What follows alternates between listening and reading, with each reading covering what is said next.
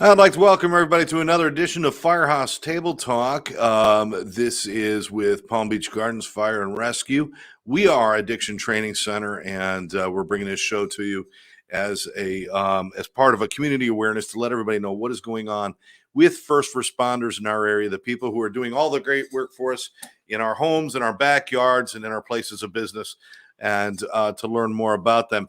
And with that, we've been working very closely with a man who's become more than just one of our heroes in our society, but a good friend, Chief Keith Breyer. I almost made you a captain there, brother. That would be, you know what? Sometimes that's probably on my mind. It'd be a nice little vacation for you, wouldn't it? Just worry about a little bit less. Absolutely. So how are you, Chief? I'm good, Scott. How are you? Doing just fine. We've got we've invited some of your great people on that we're going to talk about. We want to kind of give everybody a little taste of a day in the life of fire and rescue. But before we go to that, I just want to give everybody a little bit of an update. And you're the guy who's going to do this, Chief. COVID and things like that.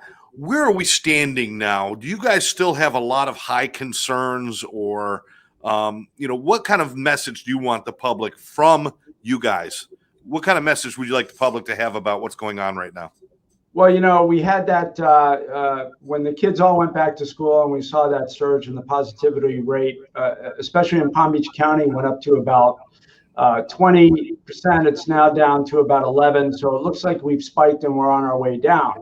However, all that being said, we want to remind everybody that the CDC's guidelines as far as preventing the transmission are very important. So if you're not vaccinated, and there's people that have, some have gotten vaccinated, some haven't.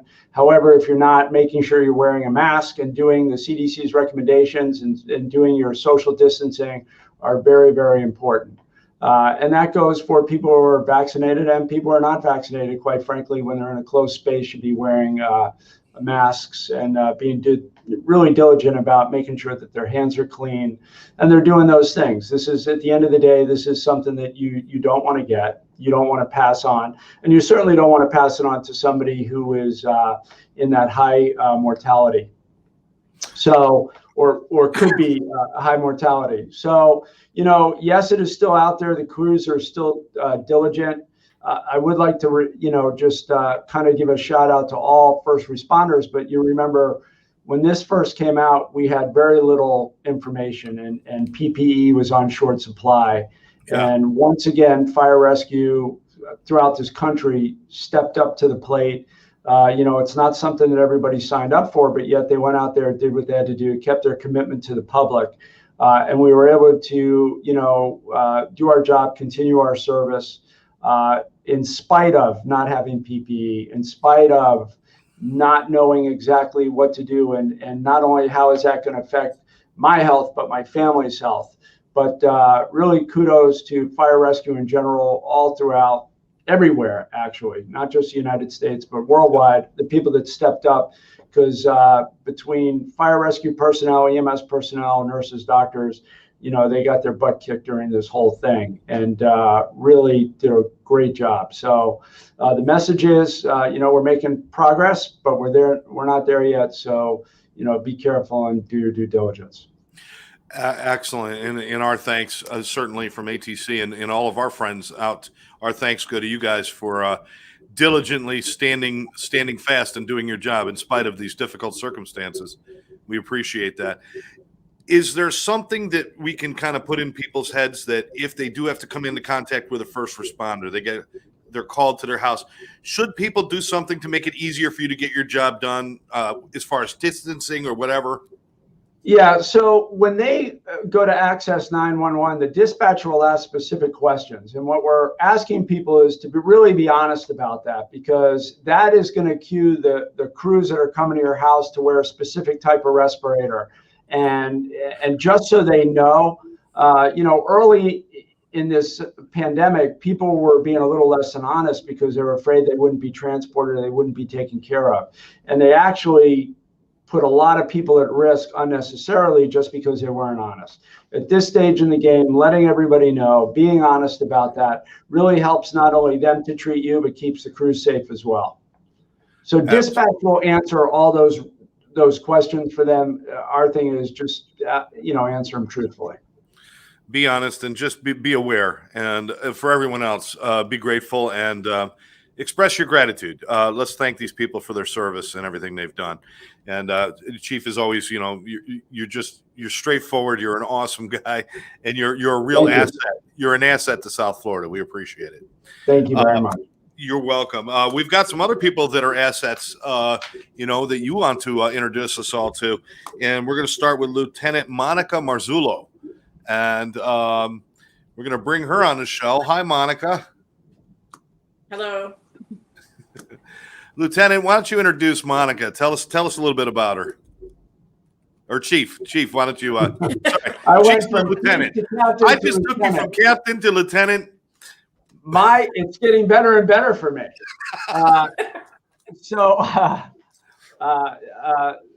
Monica has been with us. She's been a lieutenant with the department. She's been here almost 16 years. She has been one of those personnel that has really stood out in a leadership role. We are very, very fortunate to have her. She has really upped the level of game as far as leadership goes in the department. She's a step-up captain. We love it when she's on an engine and working in that role. But we're very fortunate to have her. Today is her day off, and yet she's here because we kind of prodded her a little bit. But, that's just the kind of person that she is. So we feel very fortunate to have her. Great asset. Excellent. Monica, 16 years. Congratulations. Thank you. What is it that keeps you so, this is a tough job. 16 years is a long time. What keeps you going in this direction? Well, it's a very rewarding job, as far as what keeps me going, for me, just constantly trying to better myself, taking promotional exams and, just not, staying in one position, just constantly trying to promote keeps me going, keeps things new, you have to learn different jobs. So, we'll see how far I can get. Well, from what I'm hearing from Chief, the sky's the limit, I guess, right, Chief? Absolutely. She's one of those people that, you always want to promote people that are doing an exemplary job in their current position, which she has done. She's always, she was on the strike force that went down to the Keys for a week after Irma hit, and they got crushed down there. She's always stepping up to the plate and setting that example. Excellent. Lieutenant, was this something you've always wanted to do? No, actually, I got hired at 21. So, who knows, definitively what they want to do at that age, but I happened to date someone that was a firefighter, and they said with my personality, they're like, you would be perfect for it. And my mom also knew someone that was a firefighter and was trying to push me along, and so I went for it, and I don't regret a minute of it. Fantastic. We've got someone else that's waiting in the wings to bring in, and this is Hunter Travis, who is a fire medic and new to the force. Hunter, how are you? I'm doing very good. How about you, sir? Very good. Chief, why don't you tell us a little bit about what Hunter's story is? So Hunter came from us from another department. I had actually early in his career had been in contact with him and watched him, had the privilege to watch him go through EMT school and the fire academy and paramedic school. And he was just one of those individuals that was very driven and really wanted to make sure that when he got out there and he was responsible for people's lives, that he educated himself. He's always been one to strive for more and better. And we were lucky. He was with another department and he applied and we had him on here. It's been about a year and a half since he's been here. He's done a great job. We hear a lot of from the crews and feedback from the crews. He's very well liked. And even more important is he's very skilled at what he does. Excellent. Now, Hunter, I'm going to ask you the same thing. I mean, is this something that you've always been called to do or something you've always wanted to do, or how'd you fall into the fire service? How I fell into the fire service was actually taking prerequisite classes for my AA degree in college, and I happened to run across medical terminology and anatomy physiology, and that was the first class I actually personally loved throughout all my years of education. And I was talking to some of the guys in the classes, and they said they went through fire school, and it just kind of sparked an interest, and I ran with it, and that's how I got into the fire service. And I was probably at the age of 20 years old. Wow. And you feel like it's a good fit for you? I mean, is this something that now it's in your blood? Yes, sir. It's I couldn't imagine doing anything else, to be honest with you. You know, Chief, that seems to be like an ongoing theme, is that people, once they really get in there, if they stick around, they can't imagine living any other way. Isn't that true? It really is. It takes, I think there's a specific personality that draws people to this profession. And at the core of that has to be public service, right? When you're getting up at 2:00 in the morning after getting your butt kicked all day to go out there and serve the public in 24 hours and do this stuff and do the education and the training and everything it needs to maintain your competencies in this job, you have to love it. But I think at the core of it, you'll see are people that are very customer service, community service oriented. And once you have that opportunity to get out there and make a difference in people's lives, that is very addicting for people to go back out and wanting to continue to do that. And they see that they're making a difference in people's lives. And I think that kind of perpetuates itself. Absolutely. And I want to talk about, kind of give people a better kind of scope of what a real day in the life of fire service is. But before I do that, I just wanted to ask both Hunter and Monica, have you guys had occasions where possibly little kids have come up because when you're in your uniforms and you're out there and there've been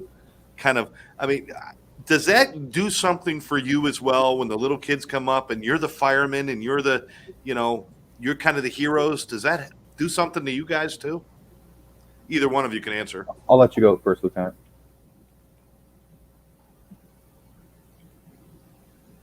Sure, definitely. I think the one that I can remember that happened, we just finished the call, and I was on the engine and the ramps, and I could see, like when I was walking back to the engine, there's a little boy just staring at it, and we took the time to truck and talk to him a bit, and you could tell, like you could just see it in his eyes, and it made his whole day. So and that kind of stuff happens all the time. Hunter, you have similar experiences, and does it affect you? Yes, sir. I have multiple experiences. What about my next, go ahead, Lieutenant.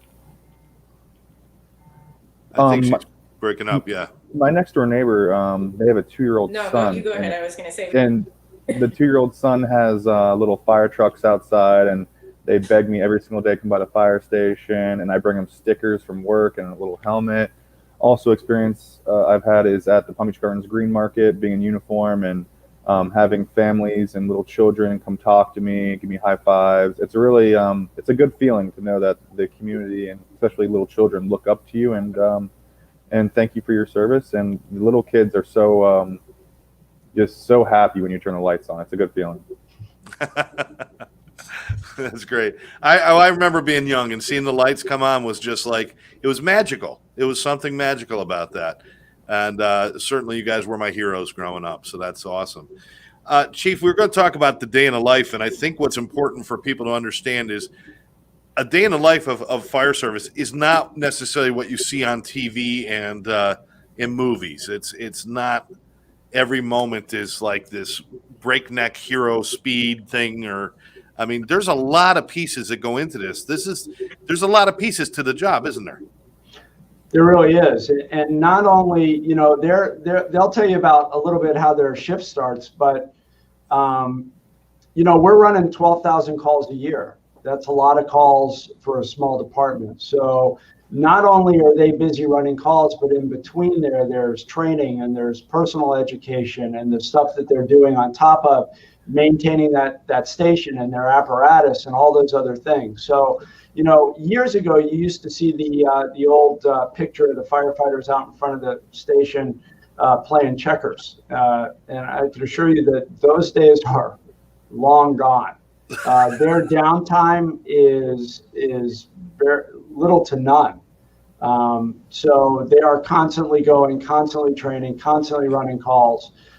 So it is quite different, even from when I was on a truck. Just the call volume in itself and the more mandates that they have to do now as far as training and all those things are way more than I had to do when I was on a truck. And the we've mentioned this before in other shows, but the myriad of different calls, it's not just fire. I mean, there's so many different kinds of calls that they get that equal this 12,000. And that's why that training's so necessary, because there's so many different pieces to this job, right? There is. And like we've talked before, 80% of these calls are emergency medical calls. So, a lot of those you have to be, they're out there by themselves. We have a medical control and we have protocols, but they're making the calls. They're making these life and death calls every day on their own. There's other paramedics there, but they're making those decisions. So the training that goes into that in order to make sure that people are getting the best level of service and we're taking care of them. And on the other end of that is that fire calls for us are really a low frequency, high risk event. So we have to do a lot of training as far as fire goes, because we're not running so many of those. The only way to really get used to that is to train. So we have the training tower, and they do a lot of live fire training, and there's bailout training and all those things they need to keep themselves safe and their crew safe and the public safe. So there is a ton of training that goes on in their downtime. Absolutely. So, Lieutenant, let me take it down to you for a moment. The perception from the TV and the movies and stuff is that you go in and everybody just sits around and eats goulash or drinks coffee until the bell rings, and there's nothing else going on. Then, unfortunately, that is not the case. What kind of day are you looking at when you go into work? No.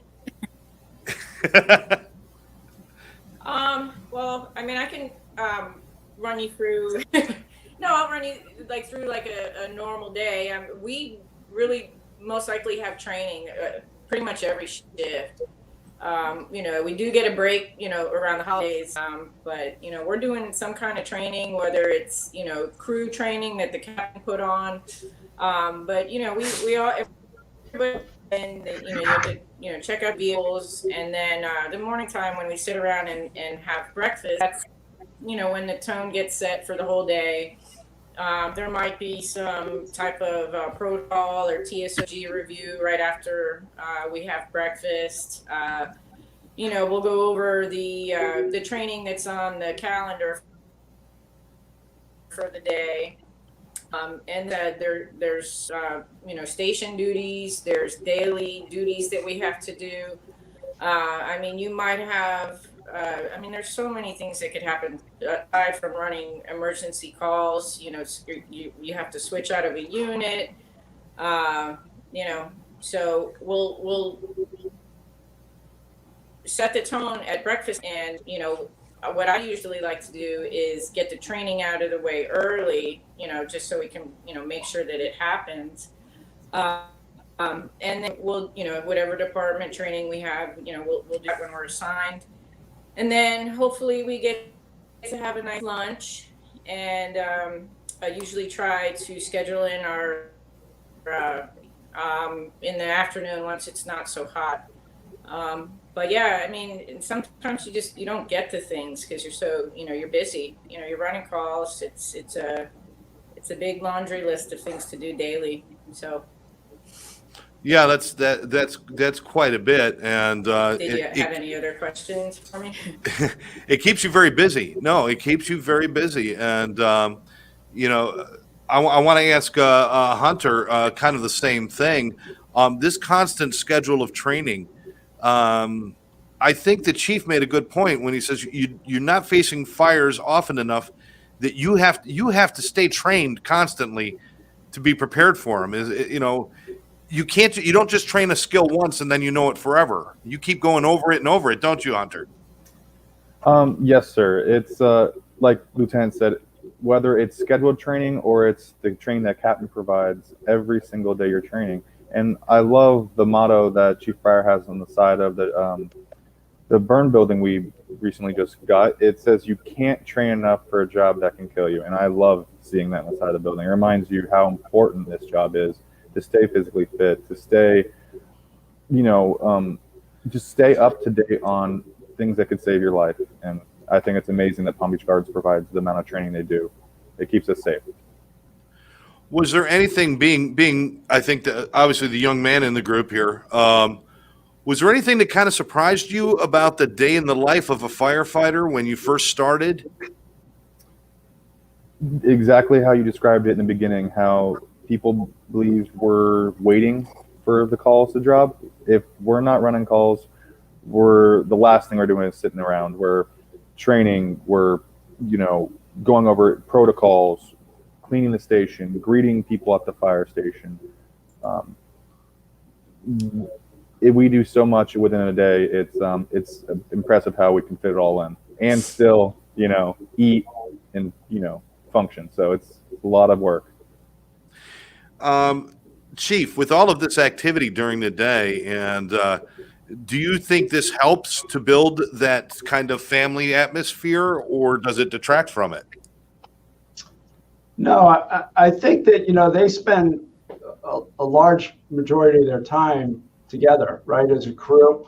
So you have a captain on the engine, you have a lieutenant on the rescue, and you have your crew. So the average station has 5 people. Central station has 7. But when you live together, work together, train together as much as they do, that really builds that unit. And that's up to that officer in that station to know the strengths and weaknesses of their personnel and to know if they're having a bad day. Because if one of them's having a bad day and we get a bad call, they put everybody at risk. So it's really that officer that knows their personnel well enough, pulls them in and goes, how you doing? You okay today? You're okay to be here. We're going to be able to get through this today. But they do everything together. So they're eating their meals together. We have physical training requirements. They train physical training every shift together. Almost everything they do is specifically designed to build that camaraderie and that unit. So everybody understands everybody's strengths and weaknesses, right? I have 5 people in a station, and not everybody's going to have the same skill set. And that's okay, because that diversity, that skill set, when we get on an emergency call, I might have somebody that's good mechanically. And this job, you have to be able to MacGyver a lot of things.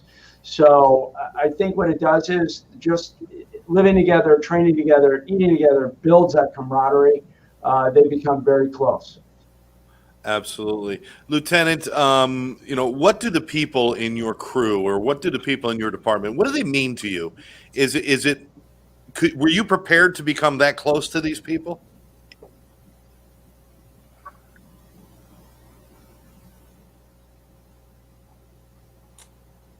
I don't know about as far as being prepared. I didn't know what it was all about, but I most definitely do now. You develop a special bond with them because you're with them 24 hours, and like a regular 9 to 5. Sure, you can put on your friendly face and go to work from 9 to 5, and hide your imperfections, but being around these people and the nature of the work that we do, they get personality, and they really get to learn who you are. So they become like that they call it a brotherhood or sisterhood, because you do get that close, especially I've been doing it for 16 years. Not everybody gets to have friends for that long. So it's like you go 20 years, 30 years in a career, and you've known these people that you get really close. So well, that's fantastic, because most people after 10 minutes, they're no longer friends with me, but that's just me. Hunter, I guess going along these lines, building these friendships, how important is to have a level of trust between the members of your department when you guys are working so closely together, doing the job that you're doing? How important is that trust? It's very important to know everybody's strengths and weaknesses on your crew. It's very important on certain medical calls, certain fire calls. Knowing people in your station is everything. And we were talking about with Lieutenant. It's a family. When you go to work, these people actually genuinely care about you, and it's nice to know that these people have your back. And if anything's going on, they're the first people to help. It's a really tight knit community we have, and it feels good to have a department in a station and brothers, sisters that generally have your best interest, and it's a really good feeling. I can't imagine it being any other way. Chief, knowing your heart and knowing how much you care about your people, I can see where it trickles down and everybody takes care of each other. So that's really great. If you wanted people to know something, I'm going to start with the chief. I'm going to work through all of you. If you wanted people to know something about the work you do or the people that you are, what would you really want them to know that maybe they don't know? Our community, I'm saying. What would you like them to know about you guys? I think in general, what would be important for the community to know about is that you're looking at a group of individuals who are highly motivated but are geared towards community service. They generally want to come to work every day and make a difference in somebody's life for what they've done for them. So that having that kind of personality and that kind of person is not, that's not the norm. To have somebody to come to work every day, to see the things that they see on a daily basis. We see people at the worst times in their lives, the worst day of their life. But wanting to make that difference and wanting to go to work and go back shift after shift after shift, regardless of what you've seen the shift before, it really takes a special person. So when they see them, this is not, the main motivating factor for them doing their job is that community service and really genuinely wanting to make a difference in somebody's life. Okay, absolutely. Fantastic. Lieutenant, same thing. If there's a message or something you would like people to know about fire service or about the people in fire service, what would you like the community to know about you guys?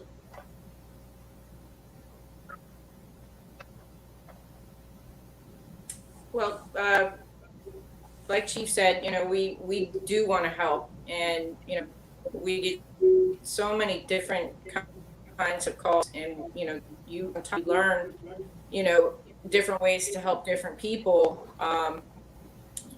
So just there's so many different ways that and I just want people to know that that's just our nature. And you don't have to you can go to a fire station. It doesn't have to be emergency. You can come and talk to us, and we do have resources, and we're just genuine, really good people that want to help. So I mean, that's and I think that's the public has that perception of us mostly. Yeah, I don't think anything's ever 100%. That's what I would want. Excellent. Hunter, same thing. Is there something that you think the community should know or you would like them to know about either the job you do or the people you work with? What helps me get from shift to shift, day to day, is helping people and seeing the satisfaction on their face when we walk through the door, and you can see an immediate sign of relief in their eyes. It's a really good feeling, and I appreciate them having trust in us to do the best we can and to serve. It's a good feeling when they see from A to Z and they're satisfied with the call. We appreciate it.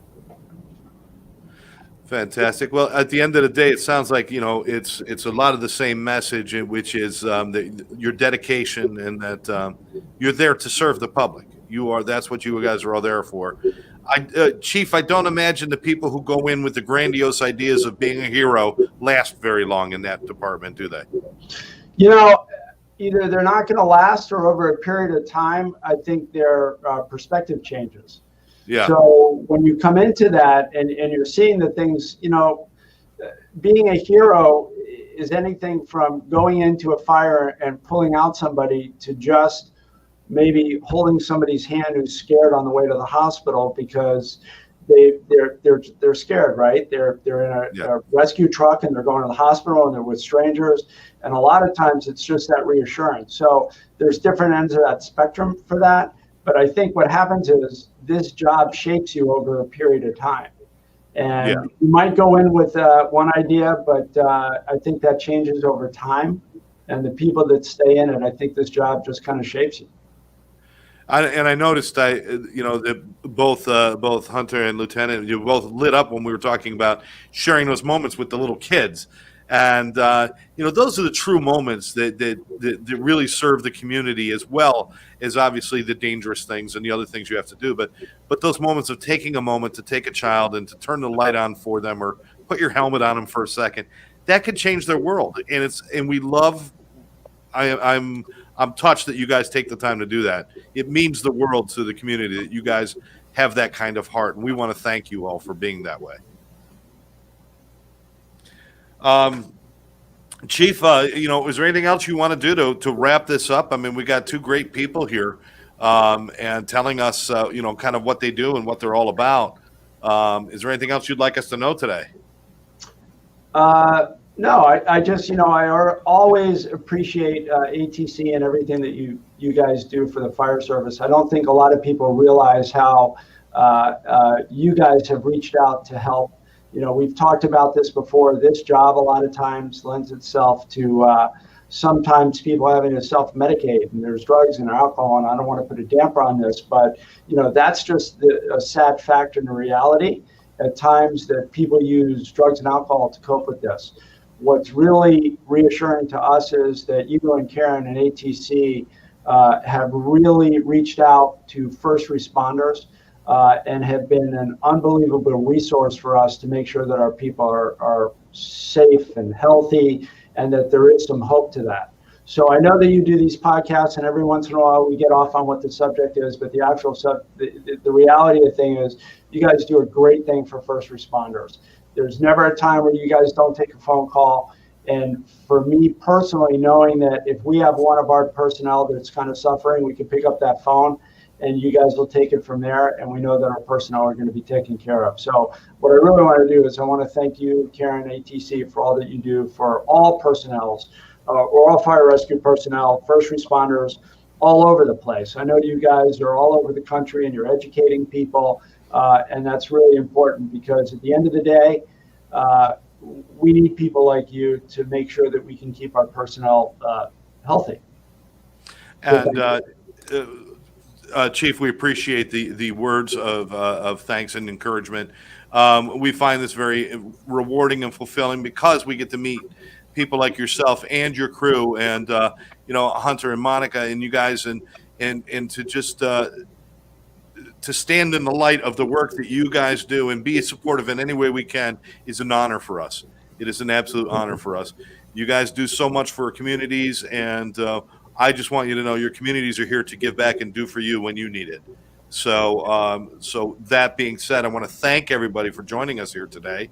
Appreciate, Monica, your day off, taking your time out of your day off to join us. And I guess the Chief's going to owe you a cup of coffee for this one or something. And Hunter, congratulations on being part of a great team up there. Yes, sir. With Palm Beach Gardens. And Chief, as always, man, your heart leads the work that you do, and it means the world to everybody. We appreciate it. Thank you, Scott. Appreciate it. All right. For that, I want to thank you guys for joining us. Once again, we got Chief Keith Breyer with us, Lieutenant Monica Marzullo, and, of course, Fire Medic Hunter Travis, all doing a great job right up there at Palm Beach Gardens Fire and Rescue. Thank you very much for joining us, guys. Thank you. All right. Thanks, Scott. All right. So we're going to wrap this up right now, and I want to thank everybody for joining us right here at Firehouse Table Talk on Addiction Training Center Network. That's ATC Network on YouTube. Please like this channel, share it with your friends, and you can hit the notification bell so you can get future shows sent directly to you. For now, I'm Scott Jones.